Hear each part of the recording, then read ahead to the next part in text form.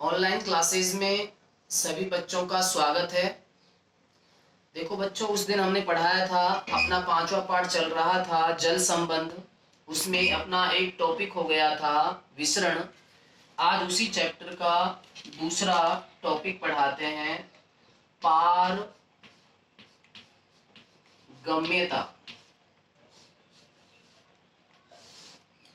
पारगम्यता का मतलब क्या है? कोई कोशिका है, उस कोशिका के अंदर, जैसे कोशिका है, इस कोशिका के अंदर पदार्थ बाहर से अंदर आ रहे हैं और कोशिका के अंदर उपस्थित पदार्थ अंदर से कहाँ जा रहे हैं? बाहर जा रहे हैं। तो यह स्थिति कोशिका में एक विशेष गुण के कारण होती है, जिसे पारगम्यता कहते हैं। सीधी सी बात है, कोशिका के अंदर पदार्थों के प्रवेश करने या बाहर निकलने का जो गुण है वो कोशिका के एक विशेष गुण के कारण, अर्थात उसके अंदर एक विशिष्ट लक्षण या विशिष्ट विशेषता पाई जाती है, जो कि उसकी पारगम्यता को दर्शाती है। आप ध्यान रखना है, पारगम्यता के आधार पर जो झिल्लियां हैं वो 3-4 प्रकार की होती हैं। कितने प्रकार की होती है बच्चों? 4 प्रकार की। नाम याद रखने हैं आपको। पहली है जैसे पारगम्य, दूसरी है अर्ध पारगम्य, तीसरी है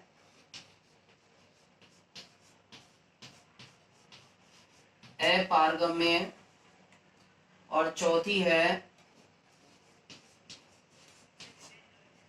विभेदात्मक, या जिसको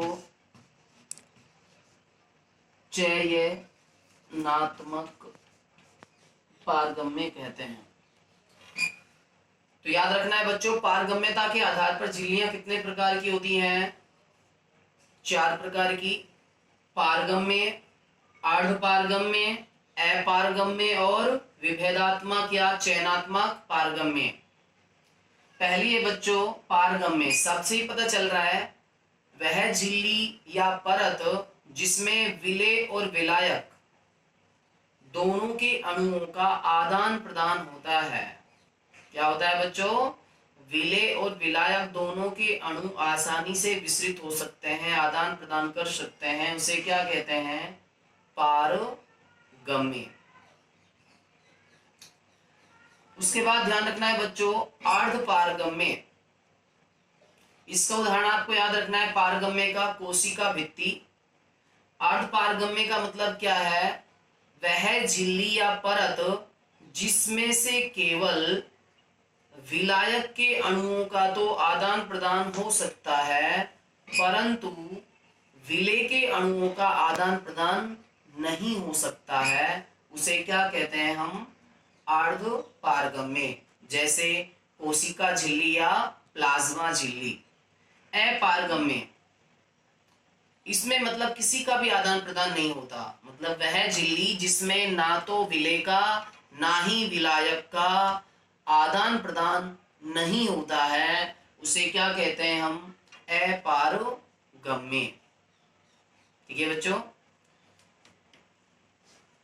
उसके बाद ध्यान रखना है विभेदात्मक या चयनात्मक पारगम्य।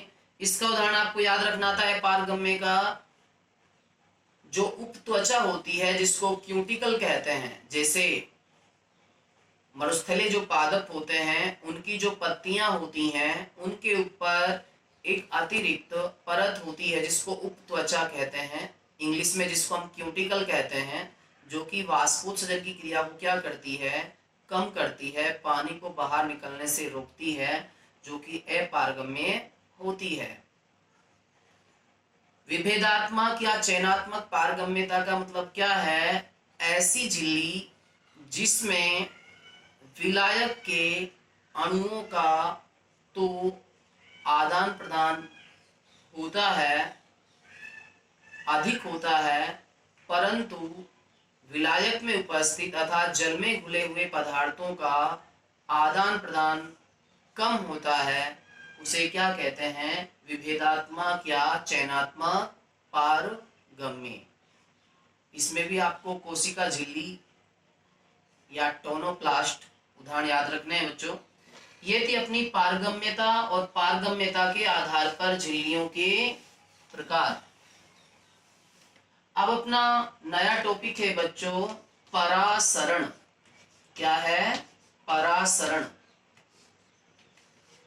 केमिस्ट्री में पढ़ते हैं इसके बारे में। परासरण का मतलब क्या है,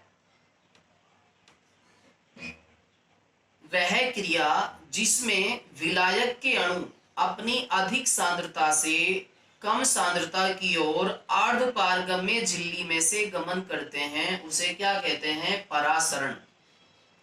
देखो विसरण और परासरण दोनों में अंतर क्या है, मुख्य अंतर, विसरण में किसी भी प्रकार की झिल्ली की आवश्यकता नहीं होती, जबकि परासरण की क्रिया में अर्ध पारगम्य झिल्ली की आवश्यकता पड़ती है।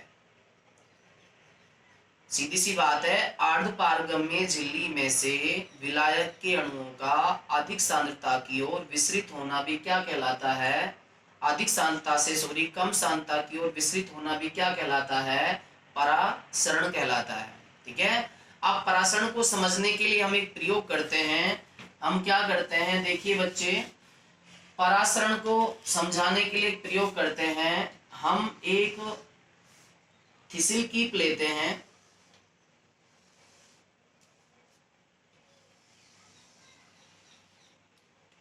इसको स्टैंड पर लगा देते हैं। इसके मुख पर यहाँ पर नीचे की ओर जहां इसकी शुरुआत हो रही है, यहाँ पर हम एक चर्म पात्र लगा देते हैं और इसमें एक विलयन भर दिया जाता है जिसको शर्करा विलयन कहते हैं। क्या कहते हैं बच्चों, शर्करा विलयन, ये भर देते हैं। अब इस शर्करा विलयन से भरे हुए थिसिल कीप को हम एक जल से भरे बीकर के अंदर रख देते हैं।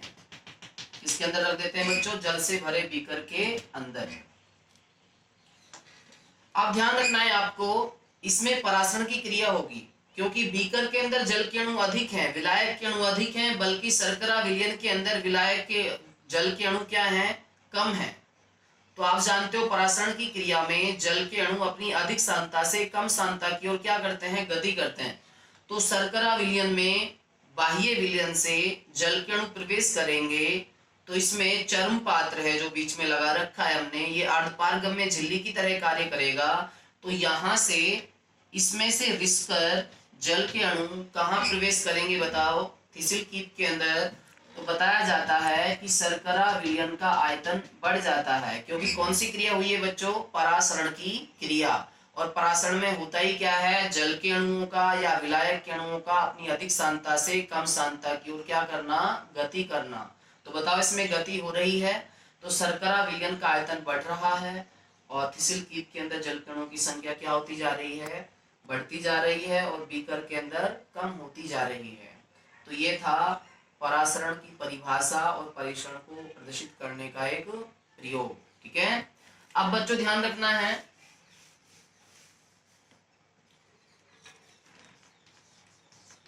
ये शब्द है, ये आप केमिस्ट्री में पढ़ोगे, हम बायो में भी आपको बता देते हैं, विलयन। विलयन का मतलब क्या है, जो विलेय और विलायक दोनों के मिलने से बनता है उसे हम क्या कहते हैं, विलयन। जैसे एक पात्र है, उसमें हम क्या कर रहे हैं, एक पात्र है, इस पात्र के अंदर मैंने जल भर रखा है, तो जल बताइए बच्चों क्या है, विलायक। क्योंकि जल में ज्यादातर पदार्थ घुल जाते हैं, इसलिए जल को एक श्रेष्ठ विलायक या अच्छा विलायक माना जाता है। तो इसमें मैंने ऊपर से क्या डाल दी, चीनी डाल दी। तो बताओ चीनी क्या है, विलेय, और ये क्या है, विलायक। अब देखो जब दोनों को हमने डाला, इनको मिलाया, एक शरबत बना, मीठा पदार्थ, जो कि बताओ क्या है, क्या बन गया है बच्चे बताओ, विलयन। तो वह पदार्थ जो विलेय और विलायक दोनों से मिलकर बना होता है उसे क्या कहते हैं? विलयन।